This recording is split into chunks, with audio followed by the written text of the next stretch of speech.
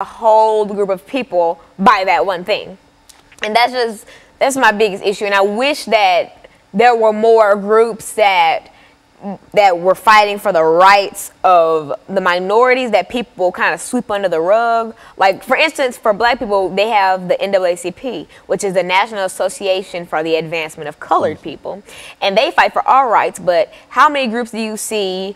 And there are plenty black rights groups like the Black Panthers and the NAACP, et cetera, et cetera. But how many Islamic groups do you see that fight for the rights of Islam people? Okay, so what we'll do, we'll take this second commercial break, and we'll be back with our audience following this very, very short commercial break.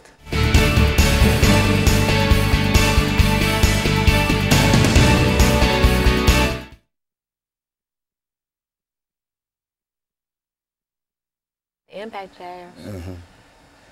In my own world. Like I told you about the airport incident. Crazy. We were all going through. I was coming back from D.C. because I was with the Junior National Young Leaders Conference. Okay, well, let's see. We say that all groups deserve civil rights, 13th, 14th, 15th Amendments. That's the right to vote, the right to citizenship, right? They're citizens, and they have the right to vote, and they have the 13th, 14th, and the 15th. The 13th Amendment is freed slavery, and the 14th Amendment is citizenship. Abolish slavery, gave us the right to vote and the right to citizenship. That's right, and so everybody deserves that. Work around in there and talk about that. Some of these things that make us all alike, in spite of what religion or what situation we might find ourselves. Okay, so 13 slavery, 14 vote. Yeah, and the 14 citizenship. Okay, and 15 so slavery, citizen, vote. Yeah, and put much information on the importance of voting too, because we're in a voting season and whatever, and etc. Don't let Donald Trump. Yeah, okay. You know, just that's what I'm, talk about, the basic constitutional rights that people have. The 13th Amendment black folks had because they were slaves. In the 14th Amendment, they became citizens, and the 15th Amendment allowed them the right to vote. And now, when we talk about voting, this is where it's needed. People like people in your situation. And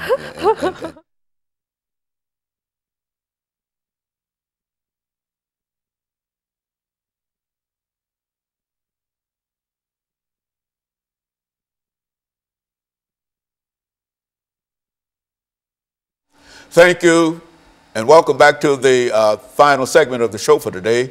We're talking to Alana McLaughlin, and she's giving us some information in reference to anti-Islamic sentiment in the United States of America. Now, Alana, you've covered quite a bit of information during the first and second segment. Let's give you the opportunity during the final segment to deal with some of the other aspects of this anti-Islamic sentiment. All right, and so if you're just tuning in the second segment, I talked about one personal experience that I saw anti-Semitism.